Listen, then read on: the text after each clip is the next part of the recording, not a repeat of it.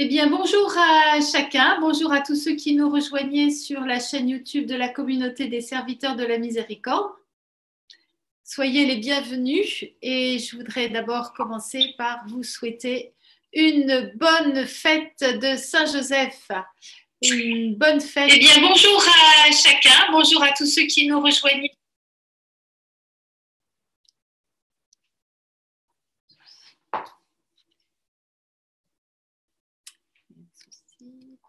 Pardon, voilà, des petits problèmes techniques. Voilà, problème technique résolu, je pense. Alors, donc, bonne fête de Saint-Joseph. C'est une joie de vous retrouver pour la dernière séance de cette semaine et de cette série, au cours de laquelle vous avez entendu différents témoignages de serviteurs de la miséricorde, vous partageant leur façon de vivre ce confinement. Et puis après, nous avons toujours plongé ensemble dans la miséricorde à 15 heures. Et ce temps de miséricorde était aussi un temps de compassion et un temps de guérison. Alors, cette série prend fin aujourd'hui, mais nous resterons en communion. Je vous expliquerai après. Alors, aujourd'hui, nous allons avoir un autre témoignage, un dernier témoignage, le témoignage de Marie. Mais avant de vous présenter Marie, j'aimerais revenir sur les fameux piliers de la communauté des serviteurs de la miséricorde. Au cours de ces différents entretiens, je vous ai présenté la vocation de la communauté des serviteurs de la miséricorde. Et puis, ces piliers, je vous ai dit, il y a 5 piliers qui sont tous les 5 enraciné dans une parole de Dieu, dans un verset biblique.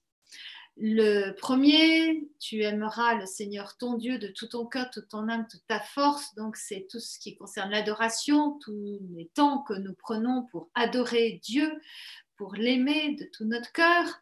Et ensuite, eh bien, c'est tu aimeras ton prochain comme toi-même. Et donc tout ce qui concerne la vie fraternelle, la communion fraternelle, avec tous les temps que nous prenons entre nous pour nous édifier, pour nous aider à vivre la miséricorde ensemble, à traverser notre vie ensemble, en exerçant la miséricorde. Et puis, nous avons bien entendu aussi cette demande instante de Jésus, aller de toutes les nations, faites des disciples. Donc, nous sommes attentifs à la mission. Nous avons vraiment, comme je vous l'ai expliqué aussi l'autre jour, combien cette exhortation de Jean-Paul II, il faut transmettre au monde ce feu de la miséricorde, ce qui fait que nous sommes profondément missionnaires par des temps d'évangélisation, de rues, de marchés, mais aussi en organisant différents rassemblements au cours desquels nous pouvons transmettre le feu de la miséricorde. Alors, il reste deux piliers. Eh bien, ces 2 piliers, c'est quand, après que Jésus, dans l'évangile de Saint Matthieu, chapitre 28, dit « Allez toutes les nations, faites des disciples », baptisez-les au nom du Père et du Fils et du Saint-Esprit, apprenez-leur tout ce que je vous ai prescrit. Voilà, alors la dimension de la formation est importante aussi. Nous prenons le temps de nous former les uns les autres et ensemble pour approfondir de plus en plus la parole de Dieu, la miséricorde et l'enseignement de l'Église pour mieux transmettre et vivre de cette miséricorde et vivre notre foi, former notre foi et notre caractère en même temps. Le dernier pilier, eh bien, c'est le service. Le service. Je ne suis pas venue pour être servie, mais pour servir, nous dit Jésus dans le chapitre du lavement des pieds. Je ne suis pas venue pour être servie, mais pour servir. Eh bien, nous aussi, nous sommes appelés à servir. C'est d'ailleurs pour cela que nous nous appelons les serviteurs de la miséricorde. Eh bien, servir, c'est mettre en œuvre nos talents pour servir la miséricorde des uns avec les autres. Alors, nous avons déjà plusieurs apostolats qui sont effectivement des services. Par exemple, je l'ai présenté dans une autre vidéo, mais je voudrais mentionner particulièrement l'apostolat de la prière, la chaîne de prière pour les personnes en fin de vie. En quoi consiste cette chaîne de prière? Si vous êtes allé sur notre site, vous avez vu probablement un numéro de téléphone, un numéro de portable. Si vous avez un ami ou une personne de votre famille, une connaissance qui est à l'agonie, eh bien, vous pouvez transmettre le prénom de cette personne en appelant ce numéro ou en laissant un message. Et derrière, il y a un certain nombre de serviteurs de la miséricorde, plus d'une centaine, qui prennent le relais et qui prient le chapelet de la miséricorde nominativement pour cette personne que vous nous confiez.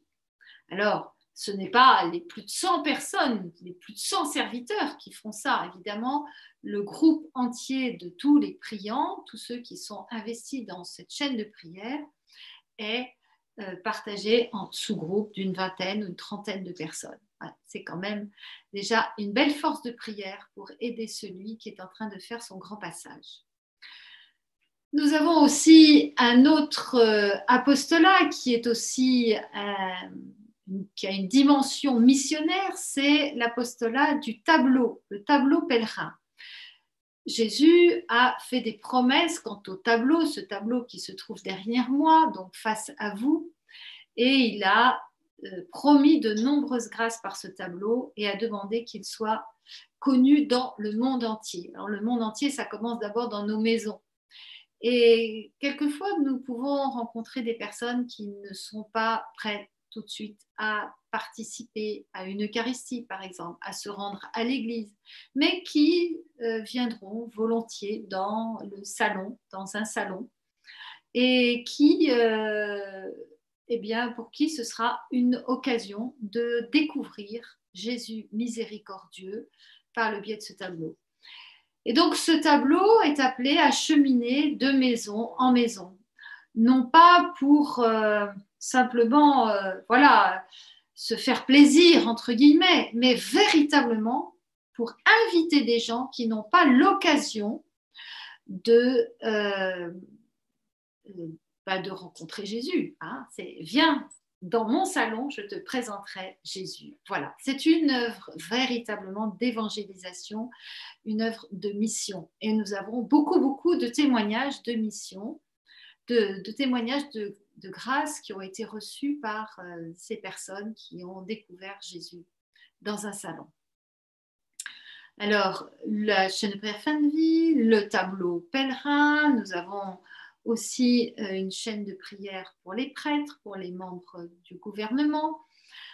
Nous avons le vendredi aussi où nous prions tous les vendredis, et puis là on le fait différemment puisque tous les jours en direct vous pouvez participer à ce temps de prière. Nous portons véritablement les personnes qui nous sont confiées dans notre prière hebdomadaire. Voilà, différents apostolats qui sont aussi des services. Alors pour finir ce petit temps d'entretien avec vous, je voudrais vous présenter mon dernier livre. Il se trouve qu'au mois de décembre, le 13 décembre dernier, tous les représentants de communautés, mouvements, congrégations, associations liées à la miséricorde ont eu la grâce d'être reçus par notre pape François. C'était le 13 décembre. Et nous sommes rendus à Rome. Et à l'occasion de cette visite à Rome, puisque donc, le pape nous recevait en audience privée, eh bien, nous avons pu le rencontrer personnellement, lui parler. Et c'est une grâce, vous pouvez bien imaginer. Et à cette occasion, je lui ai offert mon dernier livre, La Miséricorde, un art de vivre, que vous voyez là en face. Et alors, le pape François a pris le livre dans ses mains et puis il a souligné comme ça un art de vivre. Alors, il me regarde, il nous regarde et dit la miséricorde, un art de vivre. C'est tout à fait ça. Voilà, c'est tout à fait ça. Alors, quel est le contenu de ce livre? Eh bien, tout simplement, j'ai voulu reprendre la très belle prière de Sainte Faustine qui prie ainsi, qui dit « Je désire me transformer tout entière en ta miséricorde, être ainsi un vivant reflet de toi, Seigneur. Aide-moi, Seigneur, pour que mes yeux soient miséricordieux. Aide-moi pour que ma langue soit miséricordieuse. Aide-moi pour que mes oreilles soient miséricordieuses, mes mains, mes pieds, mon cœur. » Voilà. Et donc, elle ne s'arrête pas à simplement énumérer, hein. Elle va encore plus loin dans sa prière que je vais vous lire. Je vais la retrouver sûrement. Et donc, j'ai voulu reprendre chaque partie de cette prière et j'ai travaillé l'évangile en disant, voyons, comment Jésus a des yeux miséricordieux? Comment exprime-t-il la miséricorde par l'écoute? Comment manifeste-t-il la miséricorde par la langue, donc par le langage, par la parole? Comment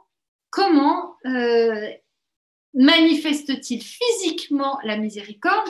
Et quelles pistes pouvons-nous avoir, nous, pour effectivement exercer, mettre en œuvre la miséricorde, nous aussi, par nos yeux, nos oreilles, notre langue, nos mains, nos pieds, etc. Et en fait, notre cœur, puisque Sainte Faustine termine sa prière en disant que mon cœur soit miséricordieux, mais si nous n'avons pas d'abord un cœur miséricordieux, transformé, pétri par la miséricorde, eh bien, il sera difficile d'avoir des yeux, des oreilles, une langue, des mains, des pieds. Alors, voilà, je vais vous lire cette prière. Aide-moi, Seigneur, pour que mes yeux soient miséricordieux, pour que je ne soupçonne jamais, ni ne juge d'après les apparences extérieures, mais que je discerne la beauté dans l'âme de mon prochain et que je lui vienne en aide. Aide-moi, Seigneur, pour que mon oreille soit miséricordieuse, afin que je me penche sur les besoins de mon prochain et ne reste pas indifférente à ses douleurs ni à ses plaintes. Aide-moi, Seigneur, pour que ma langue soit miséricordieuse, afin que je ne dise jamais de mal de mon prochain, mais que j'ai pour chacun un mot de consolation et de pardon. Aide-moi, Seigneur, pour que mes mains soient miséricordieuses et remplies de bonnes actions, afin que je sache faire du bien à mon prochain et prendre sur moi les tâches les plus lourdes et les plus déplaisantes. Aide-moi, Seigneur, pour que mes pieds soient miséricordieux, pour me hâter au secours de mon prochain, en dominant ma propre fatigue et ma lassitude. Mon véritable repos est de rendre service à mon prochain. Aide-moi, Seigneur, pour que mon cœur soit miséricordieux, afin que je ressente toutes les souffrances de mon prochain. Je ne refuserai mon cœur à personne.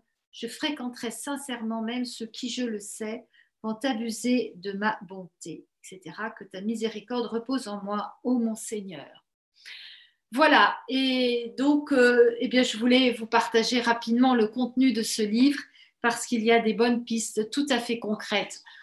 Vous pouvez le commander sur le site de la communauté des serviteurs de la miséricorde. Voilà, chers frères et sœurs, chers amis, chers internautes. Sur ce, je vais passer la parole bientôt à Marie qui nous rejoint pour ce dernier témoignage de cette belle série. Et je vous souhaite un beau moment. Je vous retrouverai juste après et juste avant l'heure de la miséricorde.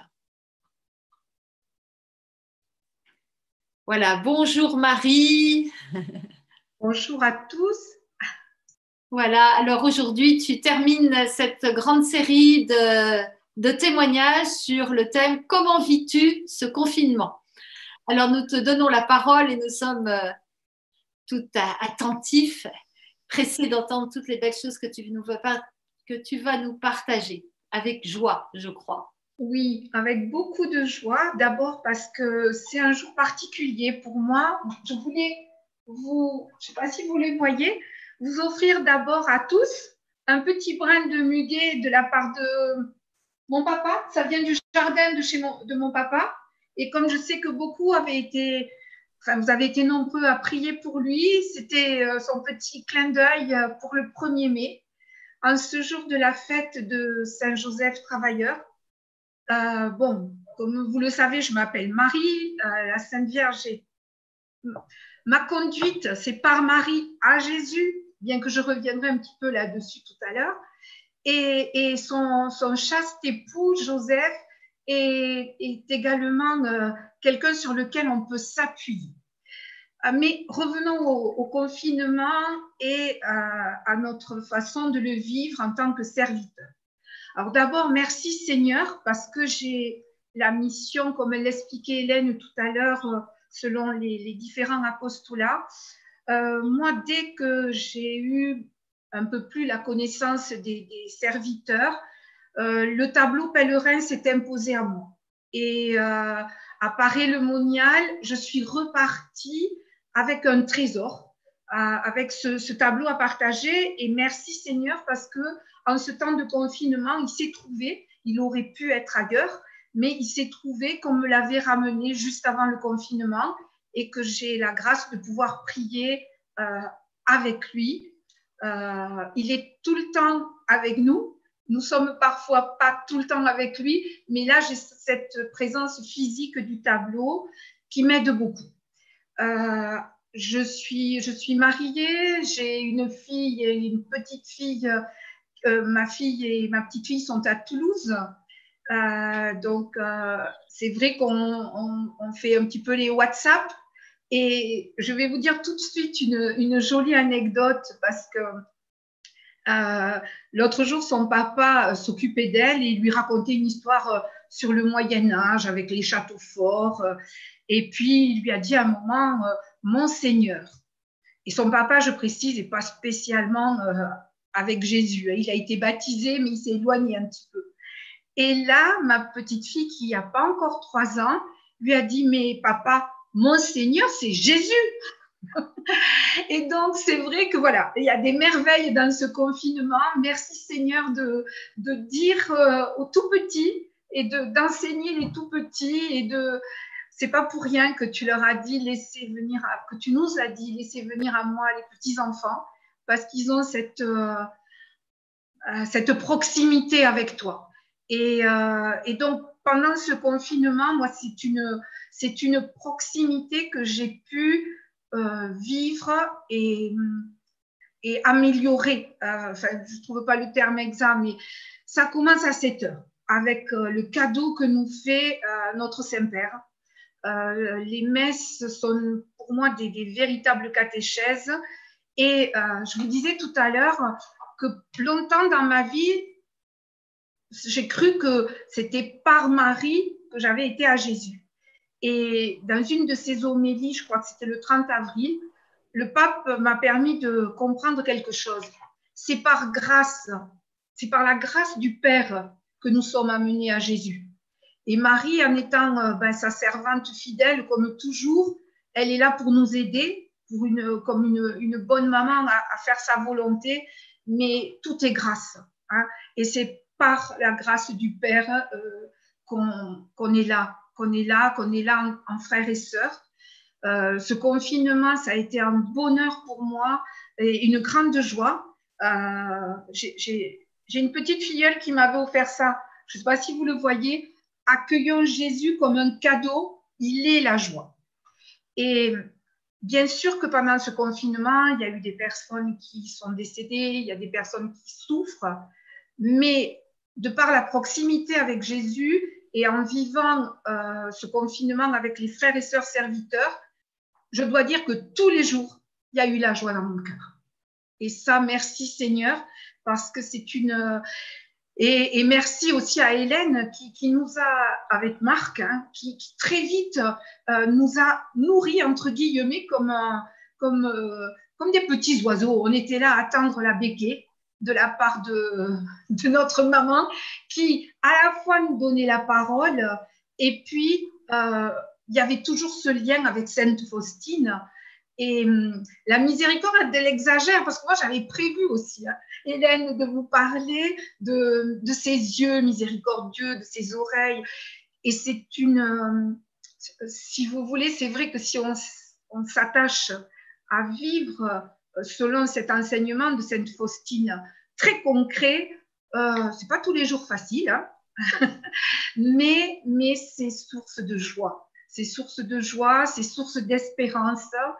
Et, et vraiment, c'est, je crois, Véronique qui nous disait aussi qu'elle s'attachait à apporter de la joie.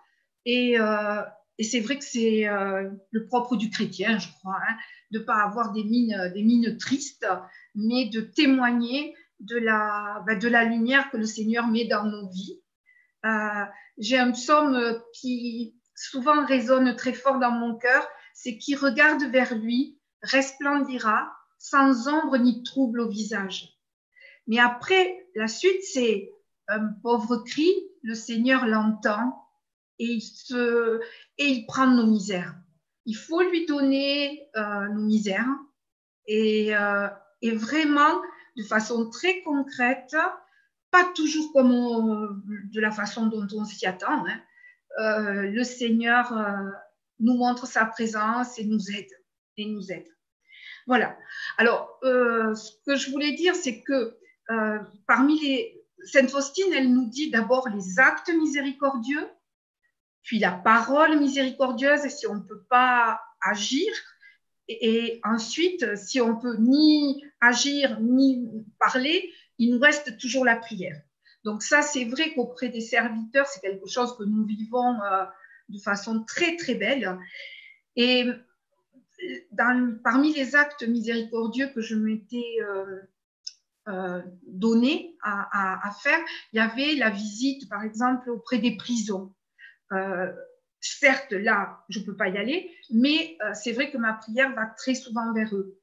Il y a ce qu'on a pu faire, par contre, c'est téléphoner à des personnes. On a fait un service avec la mairie, et puis les personnes qui étaient âgées, isolées, on a essayé de les appeler, de prendre soin, de savoir s'ils avaient besoin, s'il leur manquait pour manger, voilà, d'essayer d'établir un lien pendant ce confinement. Et c'est vrai qu'on sent que les personnes sont très sensibles et que si on leur prête une oreille attentive, elles nous disent facilement. Beaucoup de personnes ont actuellement besoin d'être consolées. Et donc, en toute humilité, hein, mais des fois, c'est juste un sourire, c'est pas grand-chose, mais ça peut aider. Voilà. Alors, j'avais pensé à quelque chose aussi, c'est de dire à Saint Joseph, qui est le chaste époux de Marie, mais silencieux, qui m'aide. parce que voilà, il y a tellement de choses que j'aimerais vous dire pour partager ce bonheur d'être dans les serviteurs de la miséricorde. C'est d'abord Jésus, j'ai confiance en toi. Cette confiance nous sort de tout, nous relève. Suzanne, l'autre jour, a pris une très jolie image. On était dans des bateaux, certains debout, certains assis. Alors, il y a des bateaux qui vont très vite, il y a des yachts, et même si on vit des choses difficiles, avec l'impression que c'est parfois peut-être Titanic sur lequel on est, mais en tout cas, Dieu peut tout. Dieu peut tout et on a confiance en lui. Voilà. Donc, je vous souhaite de le rencontrer de la même façon que nous le vivons entre frères et sœurs dans la miséricorde, avec vraiment un amour partagé, sans jugement, et qui nous aide au quotidien. Voilà. Merci Marie. Merci Marie pour ce témoignage, de nous montrer que dans ta journée, il y a tout ce qui se vit entre serviteurs de la miséricorde. Je pense que tous les échanges, Chapelet. notamment les temps de prière, les temps d'enseignement, les témoignages, l'Eucharistie, eh bien, tout ça, ça nous permet, ça t'a permis aussi de vivre cette vie communautaire, hein, au-delà de la réalité géographique, et que ça a été important pour toi dans ton quotidien, et que tu as vu la présence du Seigneur à travers tous ces moments, cette façon d'être encouragé par le Seigneur grâce aux frères et sœurs. C'est si ça. tu comprends bien, hein, c'est ça. Tout à fait. On a dans nos petites chambres qui étaient parfois transformées en cellules monacales, hein, on a pu vraiment avoir ce temps donné par le Seigneur de confinement pour mieux le connaître. Oui. Pour mieux sentir son amour. Oui, c'est ça, c'est ça. Très bien. Eh bien, écoute, merci. Merci Seigneur. Merci Seigneur. Merci pour ta joie aussi, parce que il est vrai que dans toutes tes interventions, ta participation à la prière, nous sentons à travers toi que la joie t'habite, et ça c'est une grande grâce pour nous, hein. Ça nous édifie et ça nous encourage les uns et les autres à rester toujours joyeux, comme le disait Véronique hier aussi. Oui. Et c'est aussi ce que Saint Paul nous dit, exercer la miséricorde en rayonnant de joie. Alors si nous n'avons pas la joie, il est difficile d'exercer la miséricorde et de donner aux autres envie de plonger dans cette grâce de la miséricorde. Voilà, alors nous allons bientôt, nous, à notre tour, plonger dans cette miséricorde à 15h.